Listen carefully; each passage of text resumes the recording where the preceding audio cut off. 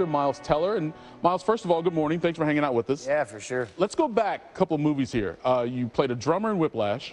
You danced a little bit in Footloose. Yeah. You were a boxer, Vinnie Paz, in Bleed for This. You play a firefighter in Only the Brave, which is also in theaters right now. Yeah. So what was it like playing a U.S. soldier, and thank you for your service?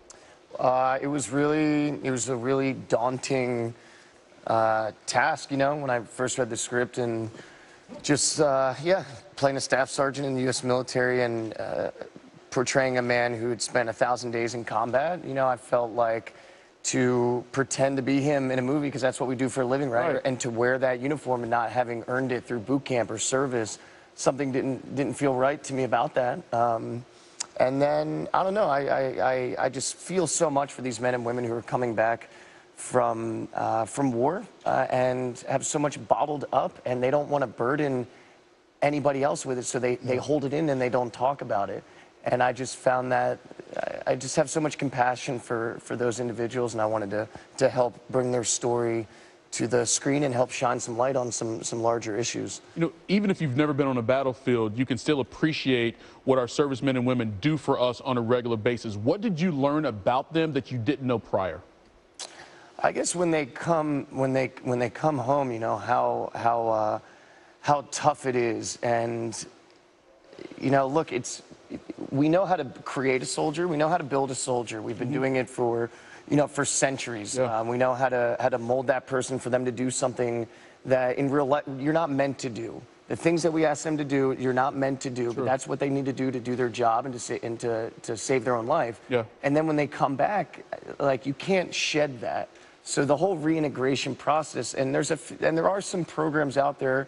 A lot of them are nonprofit, you know, and they come up and then they shut down. You know, the VA, the waiting lines in the VA, you're talking to guys who are waiting 6 to 9 months to get the kind of treatment they need. There's a lot of kind of bureaucratic red tape, and it's just difficult. It's an unimaginable transition, honestly, to go from war to, you know, now I'm working at Home Depot, or now I'm trying to just be, you know, a good father, good husband again. Like, war changes you. Biologically, you're different after combat. You know, one of those groups you're talking about is Team Rubicon. We've had their CEO, Jake Wood, on the show several times about helping these guys make a transition by doing other things, and we've seen it lately with disaster relief.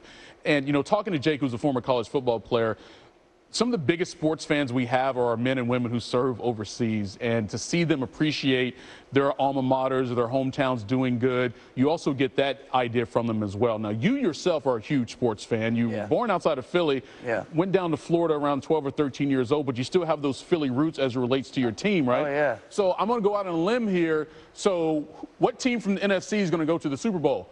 The Philadelphia Eagles. How did I know that was coming? Because we're 6-1, baby. Who else are you going with? You know? Were you expecting 6-1? Real talk. No, absolutely not. You know, I thought I knew Wentz was the guy. You know, rookie year, and you know, had those you know, a decent amount of turnovers and stuff. But the defense is playing out of its mind right now. You know, even without Darby, our run defense is insane.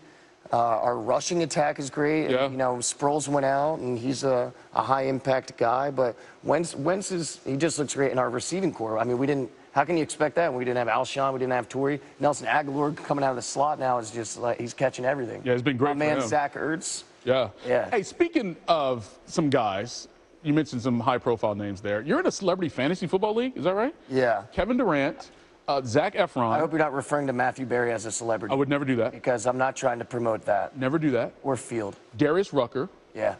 Evan Longoria.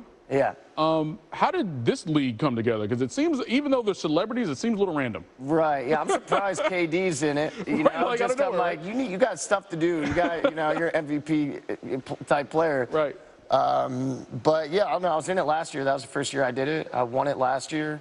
I think you buried the lead. I think you should have said, I won the league last year in my first season. I think that's how you present that next time. Rookie year. See what I'm saying? I won it. Right. Yeah, I'm in 3 leagues. Honestly, it's way too much. I'm in 1 league with all my buddies from. How do you manage that? It's too much. Well, I haven't been working for like a year. But now all of a sudden you got 2 movies out all of a sudden, right? And now I'm kind of, you know, whatever. I'm doing this thing. I'm, you know, doing the press stuff, but real quickly, I've had some free time. You live out in L.A. You go to a lot of Laker games. What's your impression of Lonzo Ball as a rookie with that squad?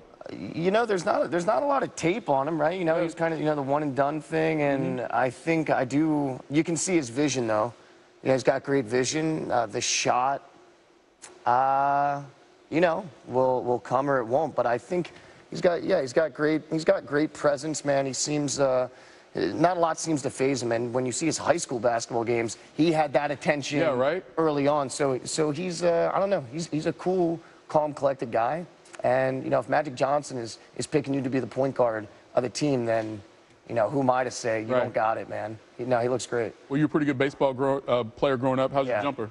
Yeah, it's pretty good. Right. My dad said being a teller, he's like, you're pretty good at everything, but you're not great at any one thing. Does he know you're a pretty good actor? Does he know that? I'm a pretty good actor, but I'm not a great actor.